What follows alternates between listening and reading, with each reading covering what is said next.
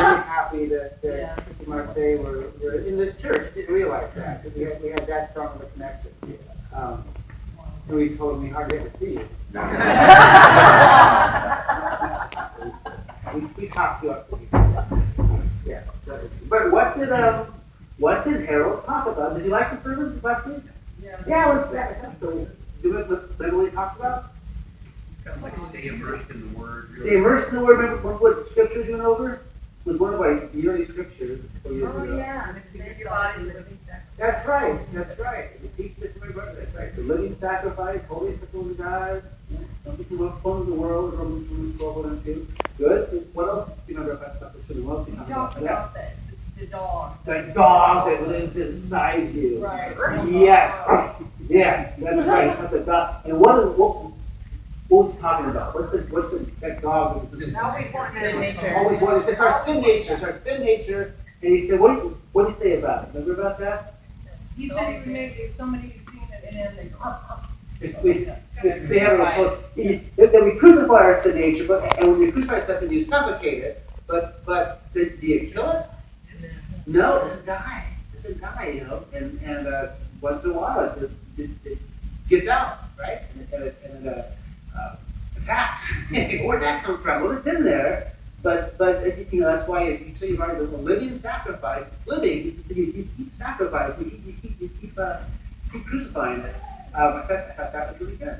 And before that, Mark, we were talking about what book? James, that's right. And remember 2 weeks ago, I know this is really exciting. What we were talking about a couple weeks ago? Nothing about honor, sorry. Say what? Remind us. We don't know what to do. Was it what? Talking about what? Yeah, doing the word and talking about our words. The tongue, remember that? The tongue, right? The tongue, that was the first part of that section on our tongue. I talked about, sometimes David said, put a muzzle on my mouth. Remember that? The guard on my mouth and the image of, if we all put like dog muzzles on our mouths, would that help? That's right. And he says, and who chooses your words? You do. That's right. Is there a connection between those two teachings? Yes. Absolutely. Except you can have the muzzle connection. That dog can say, put a muzzle on that thing. Because when it barks, it hurts. And we're going to talk about the same thing. We're going to go on here with this.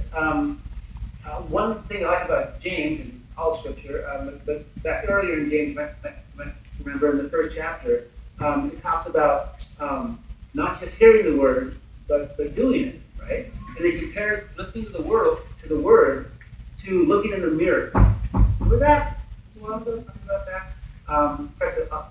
However, I use it. It's James 1:23-25. It's worth reading again. It says, anyone who listens to the words but does not do what it says is like someone who looks at his face in the mirror and after looking at himself goes away and immediately forgets what he looks like. But whoever looks intently into the perfect law that gives freedom and continues in it, not forgetting what they have heard, but doing it, they will be blessed in what they do. Remember that verse? So how is the word like a mirror? It searches your heart. Yeah. What else?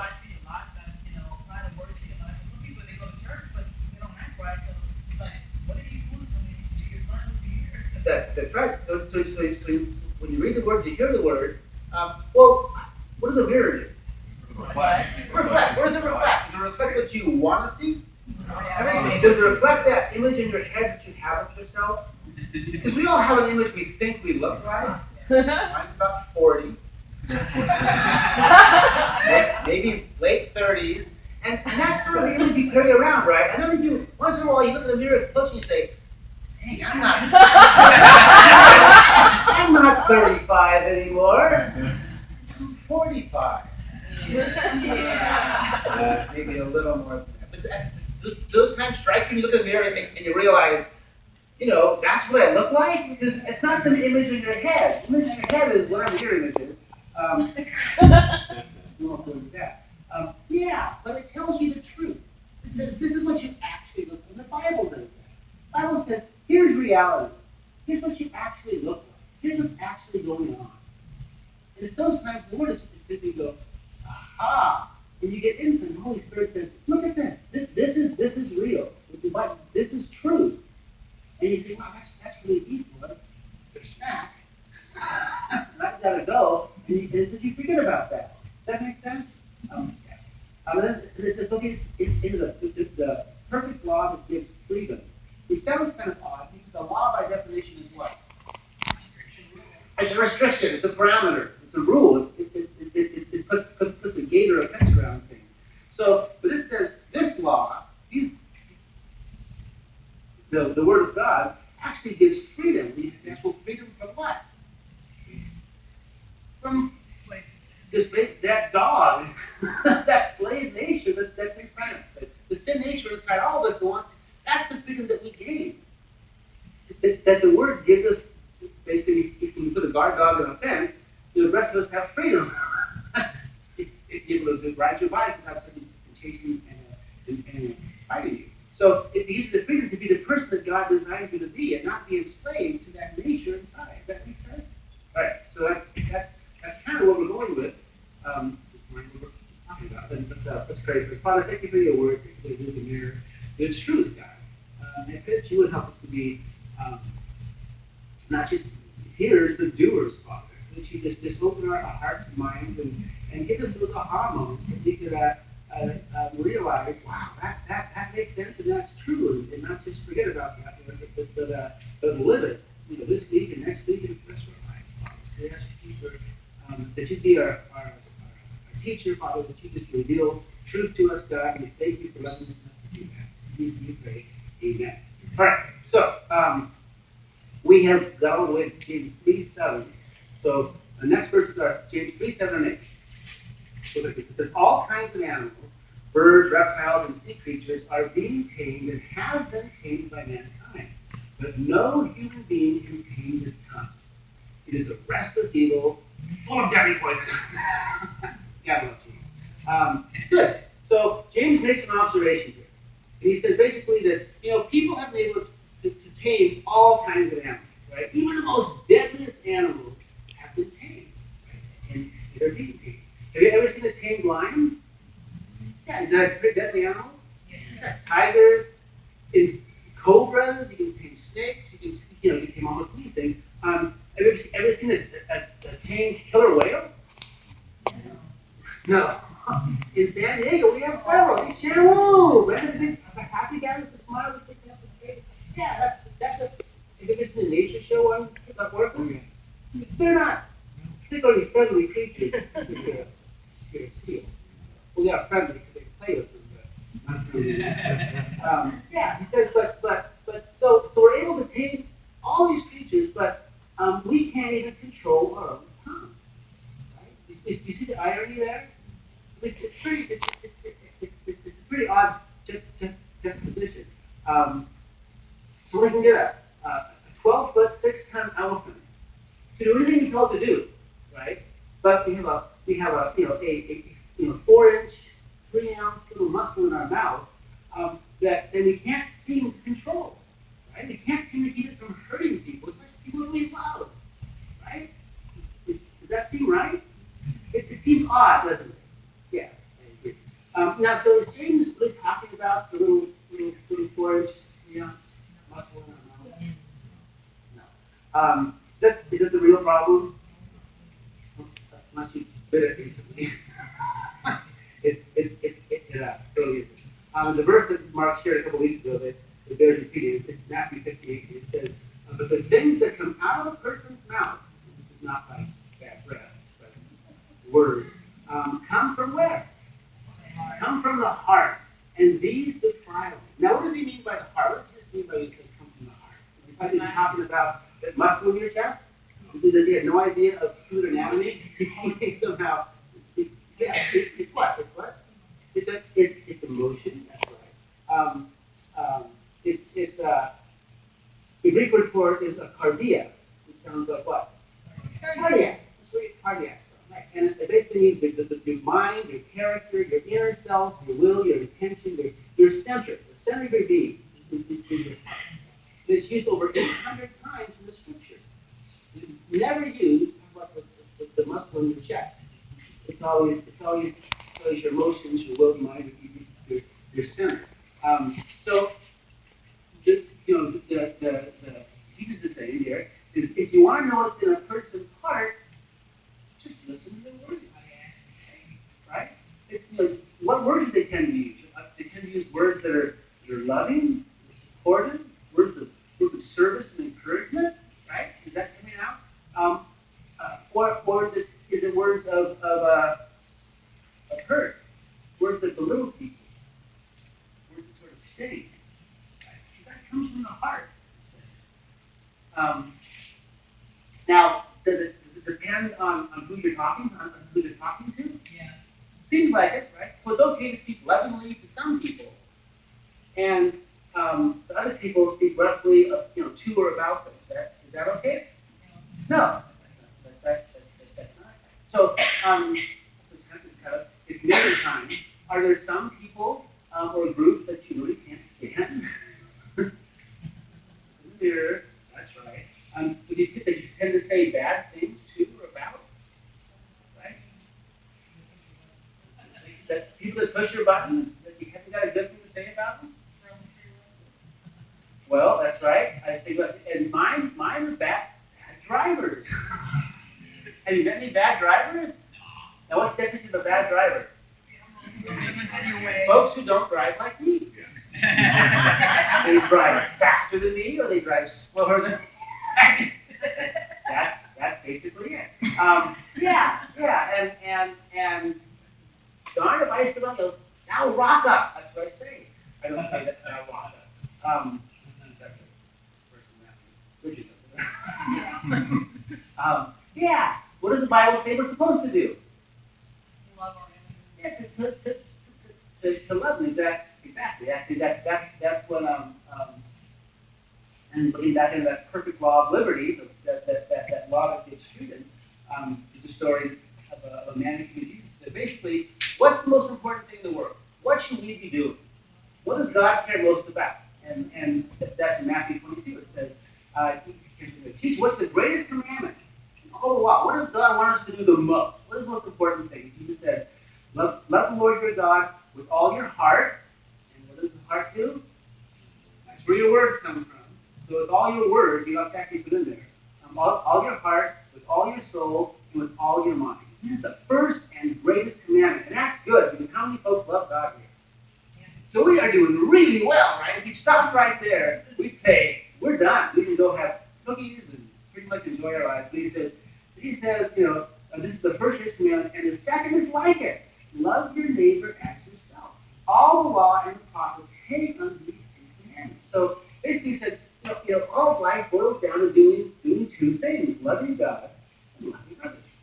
You've got to ask again, the middle part, how are you doing with that? Okay. Are you 1 for 2? So is that pretty good? If you're 1 out of 2? Yeah. Well, next verse in James 3, 9 and 10. It says, with the tongue we praise our Lord and Father, and that's great, right? Didn't just do that? Do you guys love to sing worship songs? Isn't that awesome time? So we're good there. It says, and with it, darn that James, we curse human beings who have been made in God's likeness. Out of the same mouth come praise and cursing. So we come here, we sing worship songs, we get in our cars, we drive. What do? Rock up. And dog, rock. That's what raka means. It's the gospel. That's right. Then they say, my brothers and sisters, my brothers and sisters, this is not so bad. This is a pretty good effort. You know what he said? He says, this is understandable considering all the bad drivers out there. Is that what James says? What does he say? He says, this should not be. No, this should not be. So here we are. We love God, but then we curse the people that God made in His own image, right? That God loves, that Jesus died for. And when we're doing that, what are we doing with that dog? You got to repress that. That's the flush out. I'm sorry, honestly, does it feel good to do it? Yes. Who said no? Maybe Red Rose, the right? moment. Yeah, it feels good. You know, they start barking at it. You know, it's somehow when you're doing it, afterwards it feels good. No. That's right.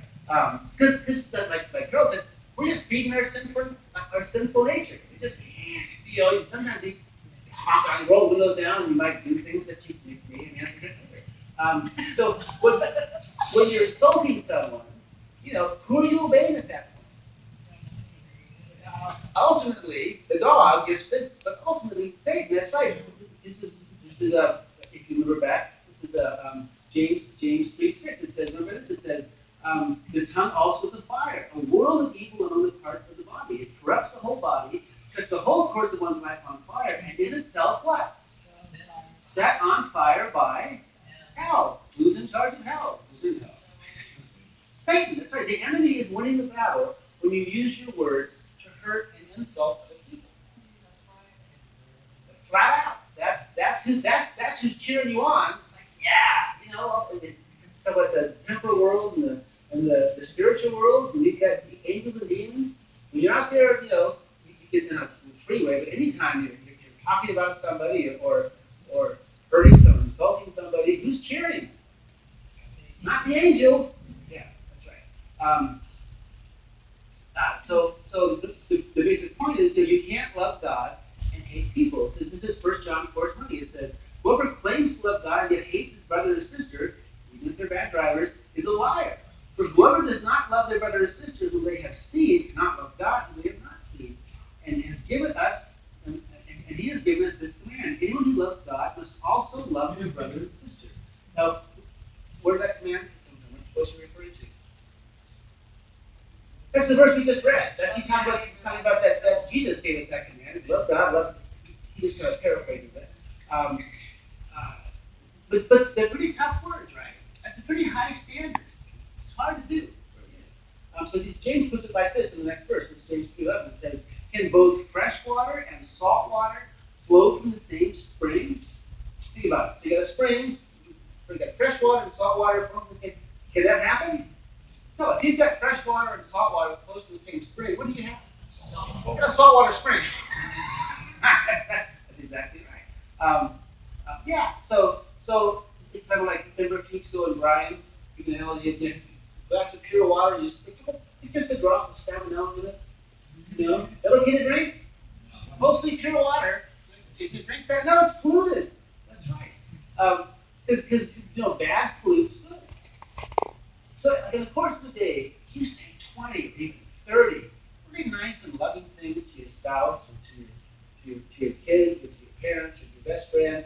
You know, nice things, and just once get frustrated, lose your temper, and you really say something hurtful to them. Right? That night, when they put their head on the pillow when they go to bed, what are they going to be remembering? One hurt thing you said. Regardless of how many loving and tender things you said, that's what sticks. When they wake up the next morning, what are they going to be thinking about? A year later, what are they going to remember?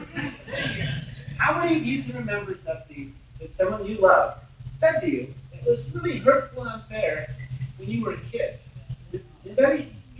Really, little folks? Can you remember that? Yeah. How many years ago was that? Doesn't matter. It could be 90. How old are you? You don't forget those words because they cut. That's right. It's again. He's talking about your tongue. It's a dangerous weapon that can have lasting effects, whole lifetime. This is Proverbs 12:18. Who wrote Proverbs? Most of us, yeah, the original wise guy, wise man. It says, the words of the reckless pierce like swords, but the tongue of the wise breaks through. Have you ever been pierced by a sharp object? Do you remember that? You don't forget it. Why? It hurts. There's a lot of times people that hurt you. That's right. Don't forget it. It's in Psalms 52:2. It says, you who practice deceit, your tongue plots destruction. It is like a sharpened razor. Have you ever been cut by a really razor. When you cut with a sharp razor, what happens right away? A lot of you don't even feel it. A lot of times you don't even know it, right? But what happens later? Oh, you know it. Yeah, it hurts. It hurts a long time. It's a long time to heal. Have you ever been betrayed by someone that you trusted? Yeah. You know, right away you don't know. Because you're thinking everything's fine. The happy guy, looking at you, and then you find out later that, whoa, you were betrayed. And it's like that sharpened razor. It doesn't hurt the times. You feel it. But man, how does it feel later? How does it feel now? It hurts for a long, long time. And sometimes you'll never do it. Right? Proverbs 15:4, the soothing tongue is a tree of life, but a perverse tongue crushes the spirit. Do you know anyone who has a parent or a sibling who just belittles and berates them? And after a while, they just stop even responding. They get numb. Yeah, your spirit gets crushed. Yeah, that can happen with some of these words. Words can do that. Can crush the spirit. It's Proverbs 17:9. Whoever would foster love covers over an offense. What does that mean? They let it go. Right? You're offended and you just cover it over. Let it go. Wow. That's what it says. Whoever would foster love. But whoever repeats a matter separates close friends. What's it called when you repeat a prayer request? That's right. You know, we should really be praying for Jim. Let me tell you why. It's called gossip. That's the rumors. It's called gossip. That's right. And I know, honestly, that several of you have a huge problem with this. You're big gossip. I know.